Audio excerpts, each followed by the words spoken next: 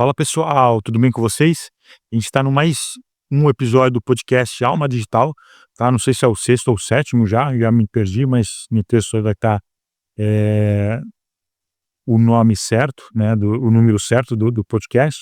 E nesse episódio a gente vai estar conversando sobre as três classificações dos espíritos, né? Os espíritos inferiores, os espíritos bons e os espíritos puros. Beleza? E no final, para quem ficar com a gente aqui até o final do vídeo, o Allan Kardec ele vai estar dando uma dica como que a gente se livra dos espíritos zombeteiros, tá? Os espíritos brincalhões, aí, conhecidos como zombeteiros. Beleza, pessoal? Então fica com a gente e bora lá começar mais um episódio do podcast Alma Digital.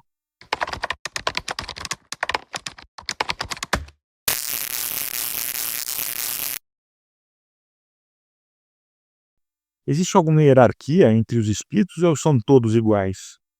Eles são de diferentes ordens, só que o que separa eles é o grau de perfeição que cada um já atingiu. A genealogia vai ser sempre a mesma para todos. O que difere é só o despertamento espiritual. Cada um vai se situar no grau de elevação que já conquistou. A igualdade se perde na infinita pauta da sabedoria universal. A lei de Deus é justa e sábia no sentido de dar a cada um o que cada um merece de acordo com o que cada um oferece. A grandeza da criação está na variedade e a natureza nos dá a amostra dessa beleza. Então a gente pode falar que existe uma hierarquia entre os espíritos, já que existem diversas ordens, né, diversas classificações. Sim, mas não é por imposição ou dádiva, é uma hierarquia que é dada pela conquista. É o próprio tempo que trabalha a maturidade do espírito. Como eu falei, a superioridade alcançada é dada pelo despertamento espiritual, sem afrontas, sem agressão e sem comércio, como muitas vezes acontece aqui no mundo dos homens. No mundo físico, se a gente pegar um corpo de um camponês ou de uma rainha, os corpos são muito semelhantes. A gente não consegue ver grandes diferenças. Só que, através das conquistas alcançadas de uma faixa para outra, a gente consegue notar que cada um se situa em um plano de vida diferente um do outro. Então, se, por exemplo, a gente pegar o corpo, vamos dizer, pecador, né, e pegar um corpo de um santo, os corpos eles vão ser iguais nas suas estruturas? A formação biológica é sempre a mesma, mas a vida de um é diferente da do outro. Mas Deus vai dar para ambos a mesma assistência. A diferença é que o santo acaba assimilando melhor as bênçãos, né? Compreende as leis e a respeita. Já o pecador, ele se encontra ainda cego e surdo ao chamado de Deus. No mundo espiritual, existem essas divisões não por favorecimento, mas sim por justiça, por merecimento. A gente colhe sempre o que a gente planta na lavoura da consciência, e ela acaba respondendo a gente fielmente pelo que somos. Cada um recebe o que precisa na escala que pertence, só que a forma que Deus ensina a gente acaba sendo diferente da nossa. Ele ministra ensinamentos a cada um separadamente, atendendo às necessidades com todo o empenho de servir e com todo o amor de pai que nunca se esquece dos seus filhos.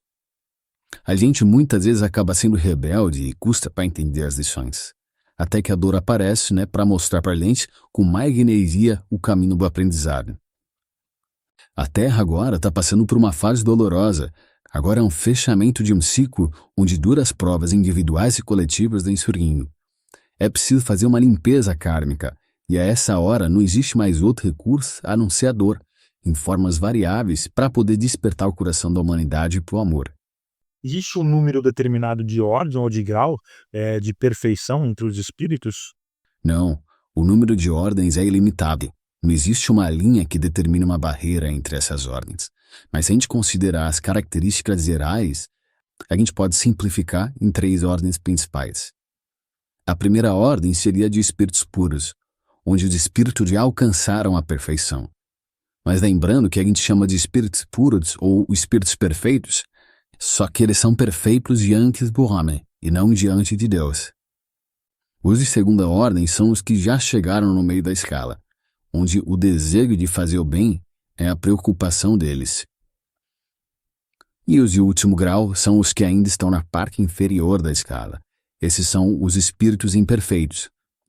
As suas características são dadas pela sua ignorância, o desejo de fazer o mal, e todas as paixões más que acabam retardando seu adiantamento.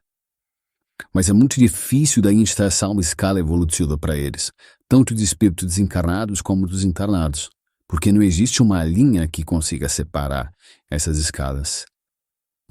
Então deve existir muitos espíritos, né, com a mesma classificação, né, com as mesmas características, né, que fazem parte do mesmo grupo, da mesma ordem. Não, cada alma se encontra em uma escala diferente. Nunca dois espíritos são totalmente iguais quando a gente fala de evolução. Sempre vai existir um traço de diferença entre eles, mesmo os que têm sintonia espiritual. Só que a escala que a gente permanece não tem que ser o nosso foco. O importante é a gente estar sempre focado na nossa autoeducação. E enquanto a gente estiver vestido na carne, a gente ainda vai estar longe de atingir a perfeição.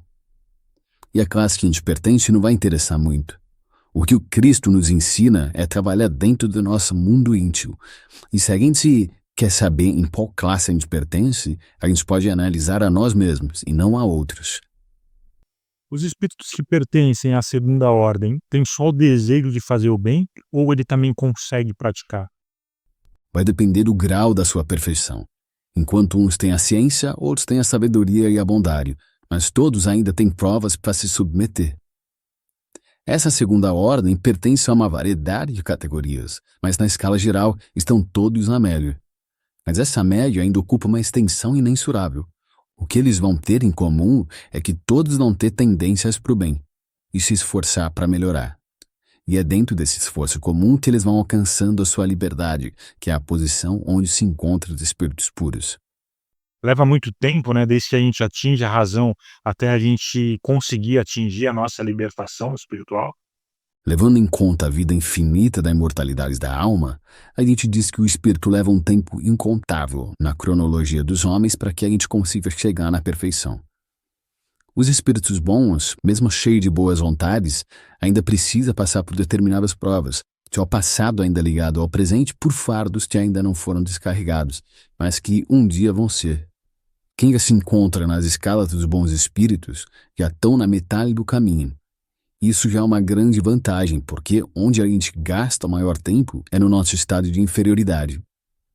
E quando a gente começa a despertar, a natureza tem meios que fazem a gente acelerar as nossas condições para a gente alcançar e compreender e respeitar as leis de Deus para o nosso próprio bem.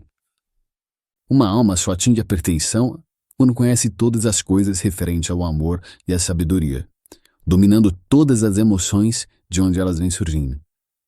E como prêmio, a gente recebe a tranquilidade da consciência em todos os aspectos. O espírito, quando atinge a pureza, não tem mais nada para aprender na Terra. O seu espírito começa a atrofiar a razão e começa a desenvolver a intuição. A gente não vai precisar raciocinar para poder conhecer, porque a gente já vai ter conhecido. Na Terra hoje, qual que é a ordem de espírito que acaba prevalecendo entre os encarnados? Na Terra, a gente encontra muitos espíritos de terceira ordem, mas já tem muitos espíritos de segunda ordem também. E os de primeira ordem, quando vêm, eles vêm por misericórdia. A gente pode observar como cresceu a fraternidade na Terra nos últimos tempos. Houve um grande impulso de caridade entre a gente. E foi por esse motivo que as trevas acabou se levantando no orgulho e no egoísmo. Foi aí que a gente começou a conseguir ver o aumento das guerras, do assalto e dos crimes que fazem parte da normalidade dos espíritos inferiores. Nada está piorando nas civilizações que ocupam a Terra. A gente só está sendo mais exposto. E isso é normal em todo fechamento de ciclo. A gente pode considerar os espíritos de terceira classe sendo todos essencialmente maus?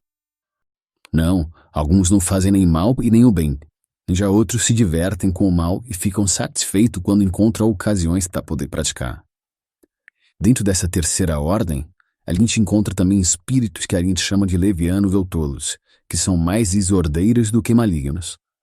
Na verdade, eles sentem mais prazer com a malícia do que com a maldade. Eles encontram prazer em mistificar as coisas e causam pequenas contrariedades das quais eles riem. Essa escala de espírito, na verdade, são espíritos inferiores que desconhecem os valores do bem e não sentem tendência alguma para a caridade, onde procuram menosprezar o bem e acaba atrapalhando quem começa a melhorar suas condições de benevolência. Essa classe também é muito conhecida por espíritos zombeteiros ou brincalhões, só que muitas vezes eles são maus, mentirosos, egoístas e orgulhosos. Eles gostam muito de discutir porque sabem que a irritação vai gerar ideias que desarmoniam o ambiente. E a gente que está encarnado, por exemplo, a gente tem contato, com esses espíritos no nosso dia a dia, né, eles conseguem de alguma forma, ter alguma influência sobre a gente? Sim, sem dúvida alguma. Esses espíritos dominam grande parte dos homens aqui na Terra, dentro da política, dentro da ciência e também dentro das religiões, né? São os lugares onde eles mais atuam. Eles acabam encontrando pessoas que têm a mediunidade mais aflorada e essas pessoas nem desconfiam da existência deles, porque muitas vezes elas estão tão focadas na matéria que ainda desconhecem o mundo espiritual.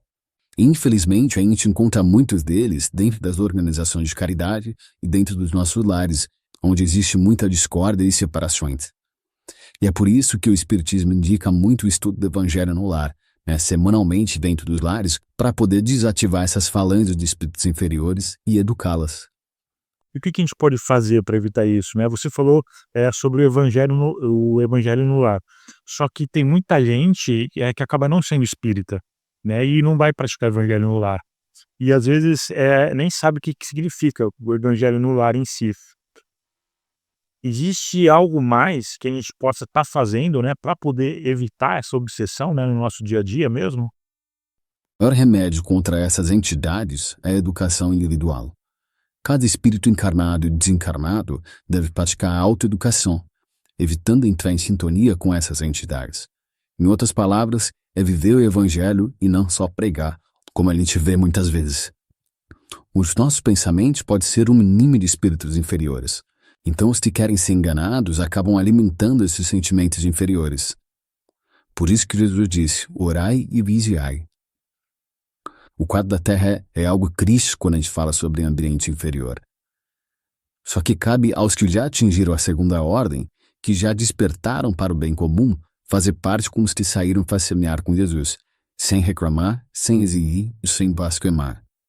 Esse foi mais um episódio do podcast Alma Digital, tá? E todo esse conteúdo a gente encontra dentro das perguntas 96 ao número 99, do Livro dos Espíritos, e livro comentado pelo Miramês do Livro dos Espíritos. Beleza, pessoal? Agradeço a todos que chegaram até o final do vídeo e eu aguardo vocês, então, na semana que vem. Valeu, pessoal!